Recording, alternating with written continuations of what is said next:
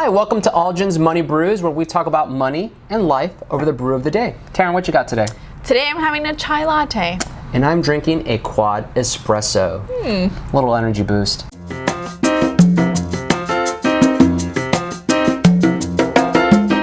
So today we're talking about, let's just call it what it is. It's a crisis. A crisis, for sure. It's the student loan crisis. Perhaps if you're watching it, you are one of the many people who are dealing with it.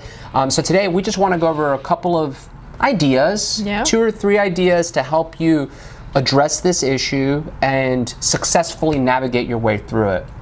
So one of the questions that often come up is, first of all, I have a lot of student loan. How can I get rid of it? And one of the more common plans is, I'll let you take it because I know it's one of your most hated strategies. Yes, a lot of people lately have been saying that they're just going to use these student loan forgiveness programs, whether it's like the 10 years or the 20 years. I mean, there's so many out there, but that's been a very common answer in my conversations with millennials especially.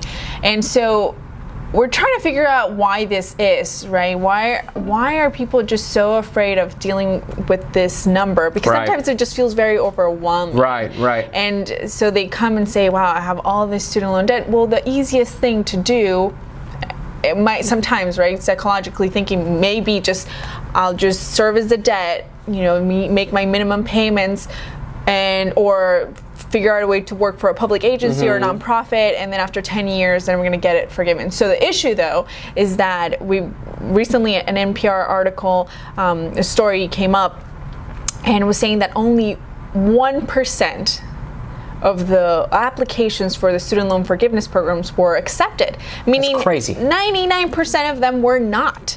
So you have like lotto odds for your loan forgiveness strategy. After giving up perhaps 10 years of working for a nonprofit, not giving up, I mean, that's a bad word to use if that's really what your passion is. But a lot of people think, well, I'll work in the nonprofit sector, I'll give back, work for school, etc.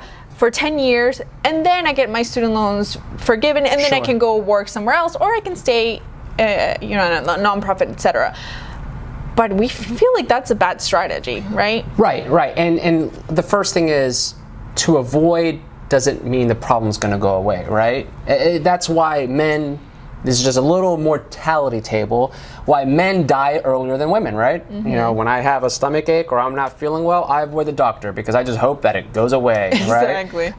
And just like that situation, avoiding this ticking time bomb of student loans, the problem's not going to go away. If anything, it's going to exacerbate. It's going to get worse. It's going to magnify, and it's going to make the work that you need to really put forth to get out of it that much harder and that much more overwhelming. So in a sense, you're creating the outcome that you're trying to avoid. Right.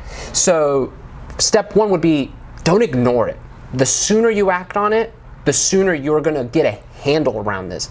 But what would you say maybe the next most important thing would be? Well, I think the other part of it is just taking responsibility for the student loans that you took, right? Because I hear a lot of people just saying, well, the system, well, I was so young. Well, I mean, it is what it is. Unfortunately, it is what it is, right? Whether you think the system was unfair or, what's going on is unfair. The problem is, or the issue at hand is that you have these student loans. So then you need to create a plan. But sometimes it's very hard for someone to say, all right, I'm going to do this on my own. How do I do it? So in that case, what do you think would be like the best way to go about it? So first and foremost, let's just look at the numbers, right? Let's try to break this down into manageable pieces. How much do you owe? How much are you currently paying?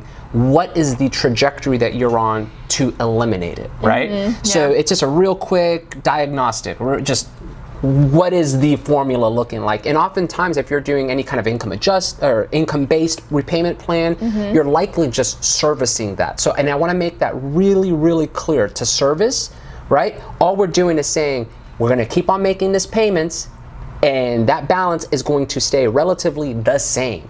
Or grow more, because I've seen in a lot of cases people that do the income-based repayment plan, and they'll just not even touch barely the interest, the monthly interest. They're not even servicing the interest. So that means that their balance is not only accumulating just the principal, it's just the interest is just accumulating over time. And we're talking sometimes thousands of dollars a month and let's not even say over a period of years. Right.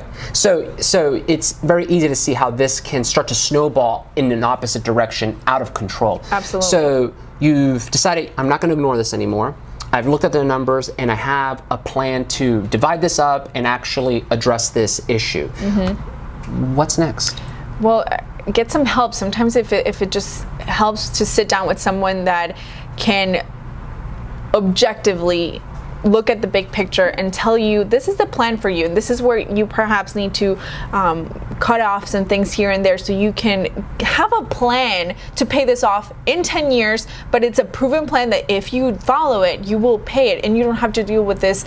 Maybe I can apply for student loan forgiveness and maybe I'll get accepted, when your odds are definitely not in your favor, at least not at this point. Right. So with a 1% failure rate, I think we can all agree that is not the plan that we want to rely on. Now, we're not saying if you're already making that your path, that's your plan, we're not saying to throw that away. You've already invested the time. We're just saying maybe hedge your bets and come up with a strategy where you can at least invest some time and some energy and some of your resources towards eliminating. That way, if worst case scenario, you don't get approved for the student loan forgiveness, you're at least on track to get to eliminate it. Right. So oftentimes I imagine it can feel like I cannot afford it, but what we're saying and what we hope that you take from this video is it's not that you can't afford to make extra payments. You really can't afford not to. So own it today. Just stop ignoring it.